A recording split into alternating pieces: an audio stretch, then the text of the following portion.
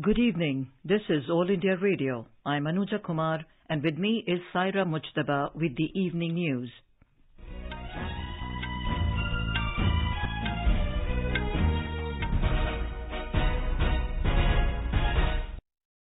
The headlines. Centre aims to implement Parliament's resolution to reclaim remaining parts of Kashmir such as Gilgit and Baltistan in Pakistan-occupied Kashmir, says Defence Minister Rajnath Singh.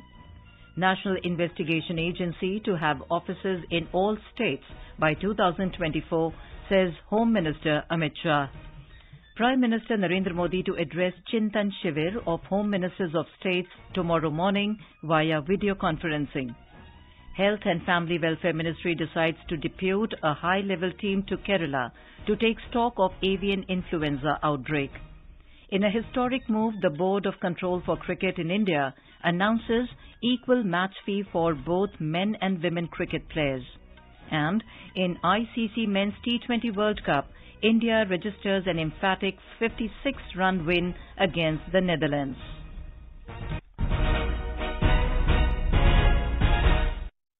And now the news in detail. Union Defence Minister Rajnath Singh has said the Centre's aim is to implement the resolution unanimously passed in the Indian Parliament on 22nd of February 1994 to reclaim the remaining parts of Kashmir such as Gilgit and Baltistan in Pakistan-occupied Kashmir or POK. He said this while attending the Shaurya Divas celebrations in Srinagar today to commemorate the air-landed operations of the Indian Army at Budgam Airport in 1947, which ensured the first civil-military victory of independent India. हमारी यात्रा तो तब पूरी होगी जब हम भारतीय संसद में सर्वसम्मत पारित हुए प्रस्ताव को अमल में लाएंगे और उसके अनुरूप हम अपने बाकी बचे हिस्से जैसे गिलगित और बाल्टिस्तान तक पहुंचे. The Defence Minister pointed out that some areas illegally occupied by Pakistan are still devoid of that progress, and Pakistan is fully responsible for inhuman incidents against innocent Indians in POK. Pakistan भी पाक occupied Kashmir में आज जो अत्याचार का बबूल बो रहा है, आने वाले समय में उसके सामने कांटे की ही फसल तैयार मिलेगी, यह मैं बताना चाहता हूं. और अपने कृत्यों से वह आम के फल की अपेक्षा कभी नहीं कर सकता है. और मुझे पूरा विश्वास है कि आने वाले समय में पाकिस्तान को उसके जुल्मों का परिणाम जरूर मिलेगा, यह मैं विश्वास के साथ कह सकता हूं. In the times to come, Pakistan will face the result of its atrocities. Mr. Rajnath Singh added that post-independence, the people of J&K were deprived of development and tranquility for decades until the government, led by Prime Minister Narendra Modi, came to the helm and abrogated Article 370, bringing a new era of peace and progress in the Union territory. Mr. Singh asserted that any violation of fundamental rights of a human being is not acceptable in an ideal society. This has been our commitment. The doors of development and peace have now been opened in J&K and Ladakh, with the people of the two UTs reaping the benefits of the welfare schemes of the Government of India. There is unity among the people who are moving forward hand in hand. The Defence Minister stated that this Shaurya Divas gives the nation an opportunity to remember the valour of the brave hearts and inspire the people to take the country to greater heights with unity and dedication. Army Chief General Manoj Pandey, who was present on the occasion, conveyed his best wishes to all ranks, veterans, Veer Naris and families of the infantry. Talking exclusively to All India Radio, Director General Infantry, Lieutenant General A.K. Samantara said, the infantry is always combat ready to deal with any situation. Infantry दिवस के अवसर पर मैं सारे infantry परिवार को अपनी हार्दिक बधाई देता हूं. इन्फेंट्री ने हर हालत में अपनी ड्यूटी को निभाया है, जो मेजर सोमनाथ शर्मा परमवीर चक्र के संदेश में भी अंकित है. उन्होंने कहा था, दुश्मन हमसे केवल 50 गज की दूरी पर है. हम हर तरफ से घिर चुके हैं. मैं एक इंच भी पीछे नहीं हटा. आखिरी सैनिक और आखिरी गोली तक लड़ता रहूंगा. भविष्य के खतरों को सामने रखते हुए इन्फेंट्री ने अपने आप को मजबूत किया है और इस काबिल बनाया है कि वो युद्ध के हर स्थल में दुश्मन को भरपूर सामना कर सके. On 27th October 1947, Indian Army troops were transported by the Indian Air Force to Budgam Airport to evict Pakistan forces from Jammu and Kashmir, a day after the instrument of accession was signed between Maharaja Hari Singh and the Republic of India. The day is celebrated as Infantry Day. Union Home and Cooperation Minister Amit Shah addressed the first day of a 2-day Chintan Shivir at Surajkund, Haryana today. Chief Ministers of the states, Home Ministers of states and Lieutenant Governors and Administrators of Union territories are participating in the Chintan Shivir. In his address, Mr. Shah said, taking inspiration from Prime Minister Narendra Modi, this Chintan Shivir is being organized which will provide a common platform to face challenges before the nation, such as cybercrime, spread of narcotics and cross-border terrorism in unison. He said today the nature of crimes is changing and they are becoming borderless. That is why all states will have to battle these by having a common strategy. The Union Home Minister said that the areas affected by left-wing extremism, Jammu and Kashmir and the Northeast, which were once hotspots of violence and unrest, are now becoming hotspots of development. The Home Minister said after the abrogation of Article 370 in Jammu and Kashmir on the 5th of August 2019, a new beginning of peace and progress has begun there. धारा 370 को जम्मू कश्मीर में निरस्त करने के बाद जम्मू कश्मीर में लोकतंत्र और शांति के एक नए युग का प्रणिपात हुआ है। 5 अगस्त के पहले के 37 महीने और 5 अगस्त के बाद के 37 महीनों में आतंकवादी घटनाओं में 34% की कमी आई है। सुरक्षा बलों की मृत्यु में 64% की कमी आई है और नागरिकों की मृत्यु में 90% की कमी आई है। Mr. Shah informed that before 2024, efforts are being made to set up an anti-terror network by setting up NIA branch in all the states. He said that to achieve a decisive victory in the fight against terrorism, the legal framework is being strengthened, under which provision has been made to declare individual terrorists by amending the NIA and UAPA laws. He said that the NIA has been given extraterritorial jurisdiction, and along with this, the agency has also been given the right to confiscate the property acquired and related to terrorism. Mr. Shah said that by 2024, a target has been set to establish branches of NIA in all the states of the country. गृह मंत्रालय ने legal framework को मजबूत करने के लिए ढेर सारे कदम उठाए हैं। आतंकवाद के खिलाफ जीरो टॉलरेंस की नीति को अपनाते हुए एनआईए और यूएपीए दोनों एक्ट के अंदर हमने बहुत बड़े बदलाव किए हैं और हमने तय किया है 2024 तक देश के सभी राज्यों में एनआईए की शाखाओं को स्थापित कर एक दृढ़ आतंकवाद विरोधी नेटवर्क बनाने में हम सफल होंगे। The 2-day Chintan Shivir of Home Ministers of States began at Surajkund in Haryana. From today, Union Home and Cooperation Minister Amit Shah presided over the Chintan Shivir. Prime Minister Narendra Modi will address the Chintan Shivir via video conferencing tomorrow morning. During the 2-day Chintan Shivir, the centre and the states are sitting together to chalk out the strategies required for maintaining law and order and controlling criminal incidents. The special meeting of the United Nations Security Council Counter-Terrorism Committee will begin in Mumbai tomorrow. The meeting will continue in New Delhi the day after. The theme of the meeting will be countering the use of new and emerging technologies for terrorist purposes. The meeting will provide opportunities to discuss existing and evolving threats, the deployment of new and emerging technology to counter those threats, continuing challenges and good practices, as well as a range of related human rights and gender considerations. Briefing media in New Delhi yesterday, India's permanent representative to the UN and Counter-Terrorism Committee Chair, Ruchira Kamboj, said terrorism remains one of the most serious threats to international peace and security. President Draupadi Murmu presented the silver trumpet and trumpet banner to the President's bodyguard at a ceremony in Rashtrapati Bhavan today. In an audio-visual presentation during the ceremony, history and significance of the silver trumpet and trumpet banner and the role of the President's bodyguard were highlighted. Prime Minister Narendra Modi will lay the foundation stone of a C-295MW transport aircraft manufacturing project for the Indian Air Force at Vadodara in Gujarat on the 30th of this month. Defence Minister Rajnath Singh, Minister of Civil Aviation Jyotiraditya Scindia, and Gujarat's Chief Minister Bhupendra Bhai Patel and other dignitaries will attend the function.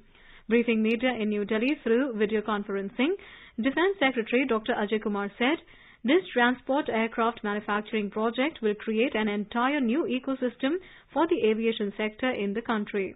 He said this facility will enhance India's overall position in transport aircraft manufacturing. Terming this as a big step towards ease of doing business to promote Make in India, he said several steps have been taken in the direction of self-reliance in the defence sector. He said this state-of-the-art transport aircraft of 5 to 10 tons capacity is going to be manufactured for the first time in the country. Our correspondent reports that this is the first project of its kind in which a military aircraft will be manufactured in India by a private company. The aircraft will strengthen the logistic capabilities of the Indian Air Force. 16 aircraft will be delivered in flyaway condition and 40 will be manufactured in India by the Indian aircraft contractor Tata Consortium of Tata Advanced Systems Limited and Tata Consultancy Services. In September 2021, the Cabinet Committee on Security had approved the procurement of 56 C-295MW transport aircraft from Airbus Defence and Space SA.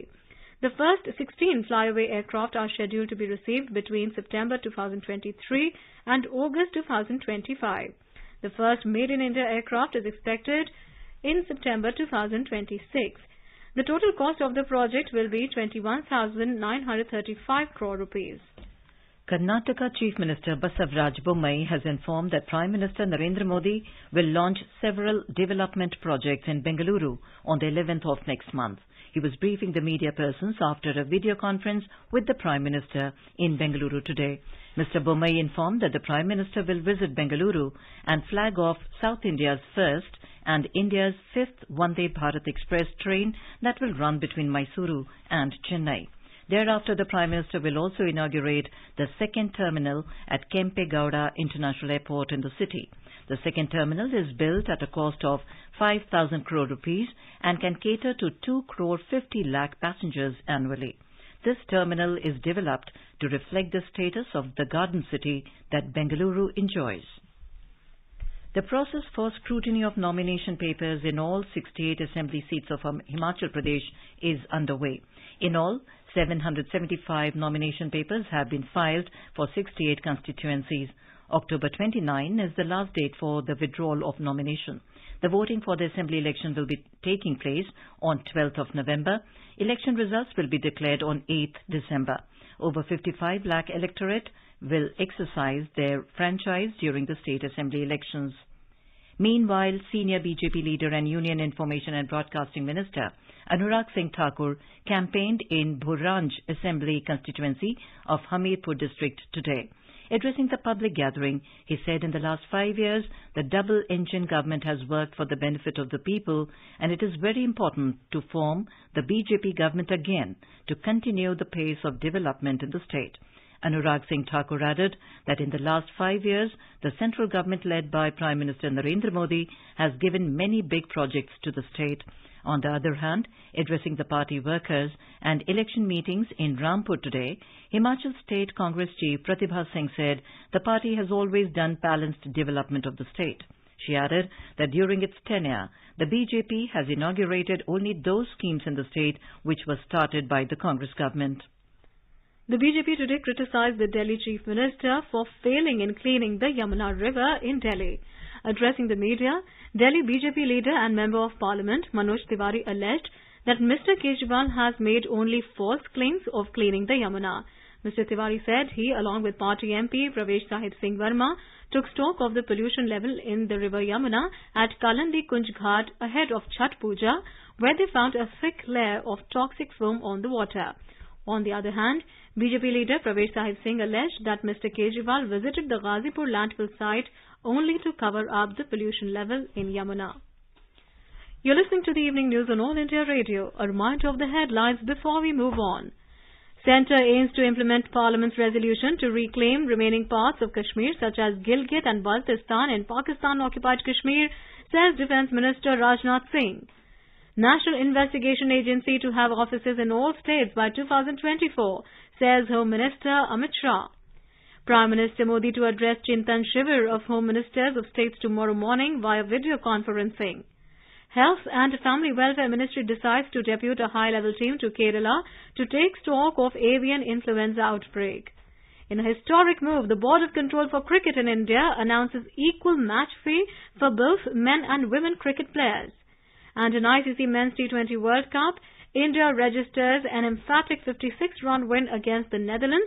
In another match, Zimbabwe beat Pakistan by 1 run. For quick news updates round the clock, follow us on Twitter at AIR News Alerts. अपने business को बढ़ाने के लिए लीजिए आकाशवाणी का सहयोग और दीजिए उसे बुलंदियों के पंख। आपका बिजनेस लोकल है या राष्ट्रीय, आकाशवाणी देती है उपभोक्ताओं तक पहुंचने का हर विकल्प। और अब तो आप घर, दफ्तर या दुकान पर बैठे बैठे कर सकते हैं आकाशवाणी के किसी भी केंद्र के लिए विज्ञापनों की बुकिंग। आकाशवाणी के विभिन्न चैनलों पर विज्ञापन देना सुलभ और सस्ता। बुकिंग है तो संपर्क करें 8700014242 पर। 8700014242। दिल्ली में AIR FM गोल्ड आ रहा है नए सुर, ताल और लय के साथ।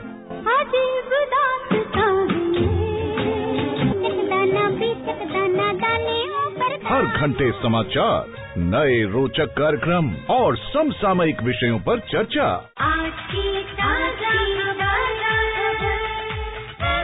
1 नवंबर से एक बार फिर आप, हम और 100.1 मेगाहर्ट्ज पर वही आपका मनपसंद radio channel AIR FM gold करा सोना।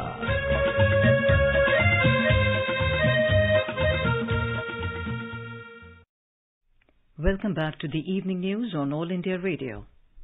Prime Minister Narendra Modi today spoke to the newly appointed Prime Minister of the United Kingdom, Rishi Sunak.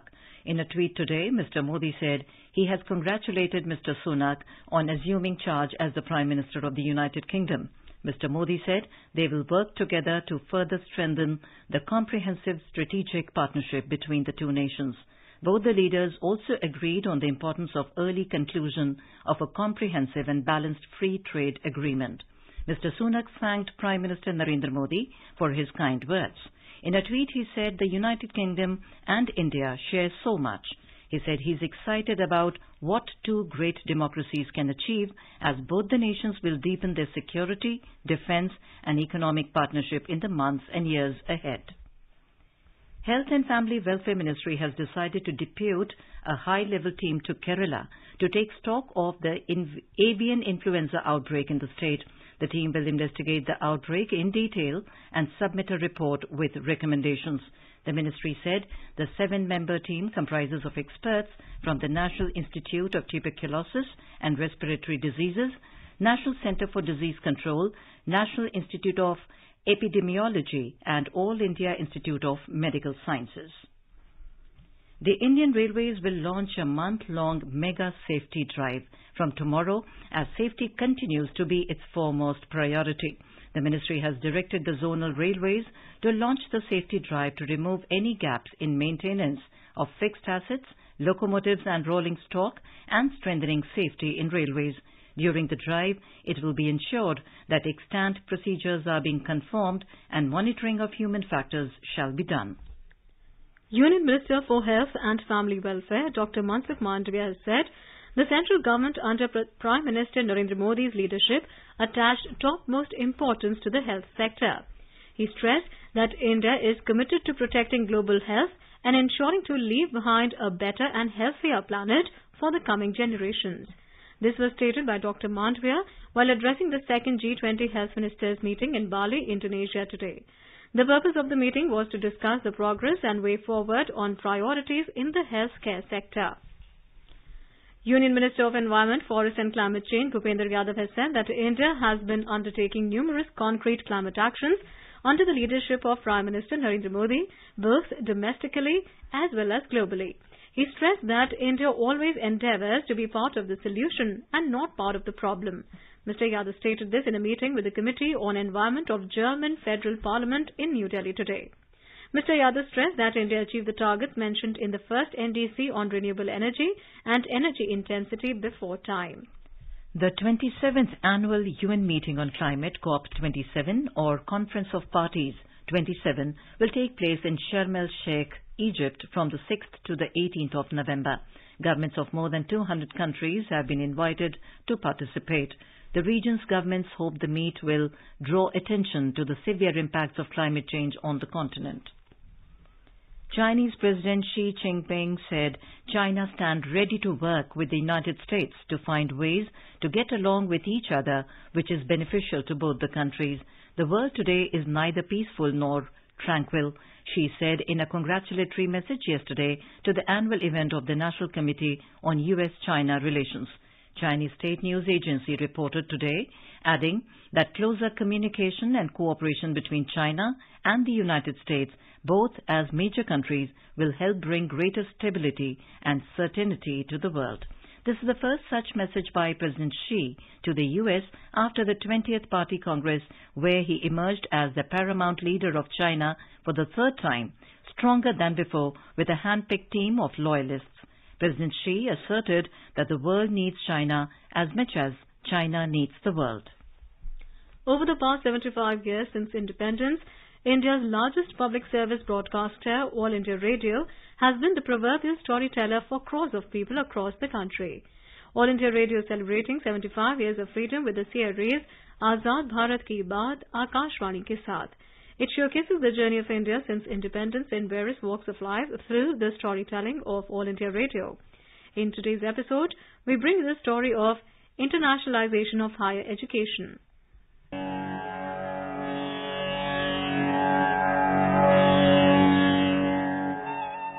Knowledge is a critical pillar of any civilization. Indian civilization has always been knowledge-based and knowledge-driven. Taking this forward, India is implementing National Education Policy NEP 2020, which aims to promote the country as a global study destination. Prime Minister Narendra Modi says that India is on its way to become a global hub for education. अब बहुत ज़्यादा जोर दिया जा रहा है quality of education पर। 21वीं सदी की टेक्नोलॉजी को साथ लेकर 21वीं सदी की जरूरतों को पूरा करने वाली एजुकेशन सिस्टम भी उतनी ही जरूरी है। प्रधानमंत्री ई विद्या कार्यक्रम हो या फिर अटल इनोवेशन मिशन, देश में साइंटिफिक टेम्परामेंट बढ़ाने के लिए अनेक क्षेत्रों में स्कॉलरशिप का विस्तार हो या स्पोर्ट्स की दुनिया से जुड़े टैलेंट को मॉडर्न फैसिलिटीज और आर्थिक मदद, रिसर्च को बढ़ावा देने वाली योजनाएं हो या फिर भारत में world class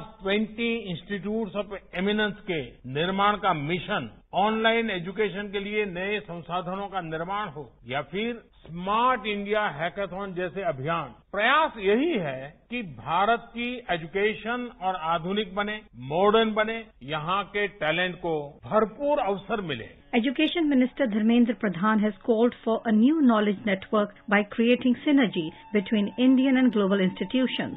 Mr. Pradhan emphasized the need for new knowledge networks with international institutions setting up campuses in India and Indian institutions too going global. देश में एनईपी लागू होने के बाद दुनिया भर की जो गुणात्मक यूनिवर्सिटीज है उनकी नजर भारत के प्रति बढ़ी है। भारत की विद्यार्थियों को, नौजवानों को इनकी एम्प्लॉयबिलिटी कैसे बढ़े, विश्व स्तर की कौन कौन सी स्किल्स इमर्ज कर रहा है, उसमें से कैसे शिक्षा व्यवस्था बनाया जाए, ये सारा विषय की चर्चा होगी।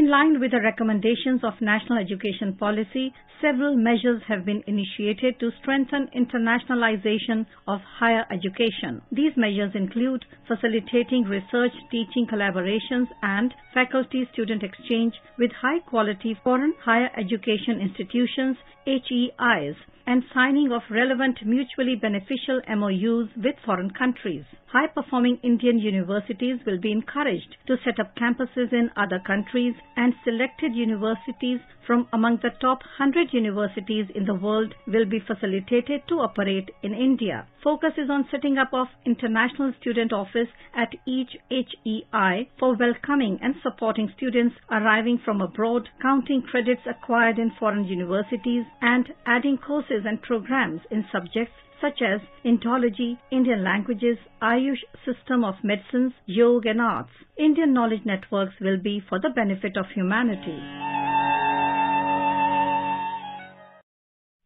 Azad Bharat Ki Baat Akashvani Ke Saath can be accessed on Twitter at AIR News Alerts. News on AIR official YouTube channel, News on AIR app, Facebook and Instagram handles. So tune in to All India Radio News for Azad Bharat Ki Baat Akashvani ke saath. In Uttarakhand, the portals of Kedarnath and Yamunotri were closed for the winter season today amidst Vedic chanting, rituals and devotional tunes of the army band. Our correspondent reports that a large number of devotees witnessed the closure of the doors. Director General News and Director General of All India Radio, Dr. Vasudha Gupta, paid a visit to the AIR station in Aizawl today. In a meeting with the officials of the station, she was briefed about the broadcasting facilities and program activities provided to the listeners. On the occasion, Dr. Gupta spoke about the new initiatives to be taken up, especially in promoting traditional music and folk songs.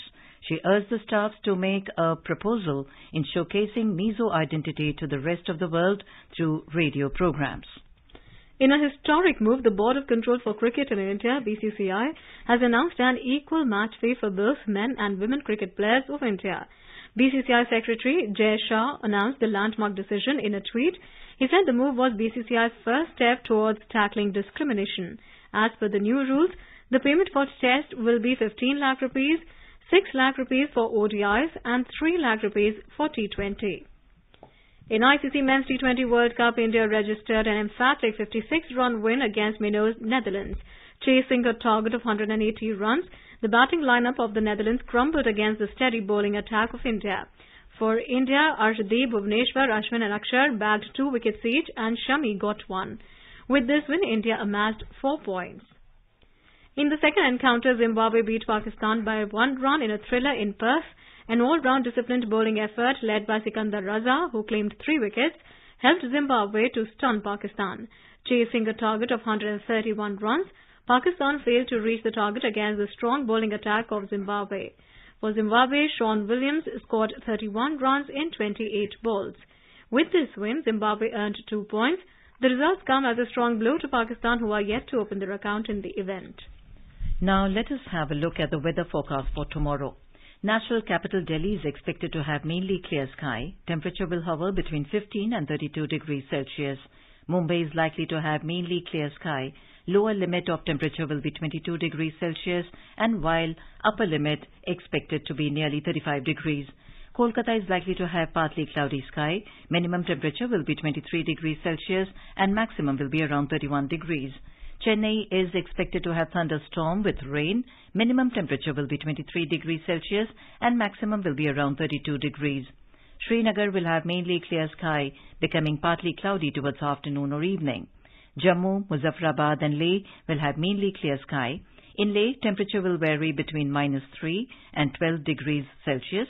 Gilgit will have partly cloudy sky. Temperature will hover between 5 and 26 degrees Celsius. In the south, Hyderabad will have partly cloudy sky with haze. Minimum temperature will be 18 degrees Celsius and maximum will be around 30 degrees. Bengaluru will witness cloudy sky with light rain. Temperature will vary between 18 and 28 degrees Celsius. Thiruvananthapuram will have partly cloudy sky with possibility of moderate rain or thunderstorm. In the northeast, Guwahati and Gangtok will have partly cloudy sky, becoming generally cloudy towards afternoon or evening or night, and Aizawl will witness mist and mainly clear sky later. Imphal will witness fog and partly cloudy sky later, and Kohima will witness mist and partly cloudy sky later, and temperature in these cities will vary between 11 and 23 degrees Celsius. And now, before we end the bulletin, the headlines once again. Centre aims to implement Parliament's resolution to reclaim remaining parts of Kashmir, such as Gilgit and Baltistan in Pakistan-occupied Kashmir, says Defence Minister Rajnath Singh. National Investigation Agency to have offices in all states by 2024, says Home Minister Amit Shah. Prime Minister Narendra Modi to address Chintan Shivir of Home Ministers of States tomorrow morning via video conferencing. Health and Family Welfare Ministry decides to depute a high-level team to Kerala to take stock of avian influenza outbreak. In a historic move, the Board of Control for Cricket in India announces equal match fee for both men and women cricket players. And in ICC Men's T20 World Cup, India registers an emphatic 56-run win against Netherlands. And with that, we end the evening news. Good night.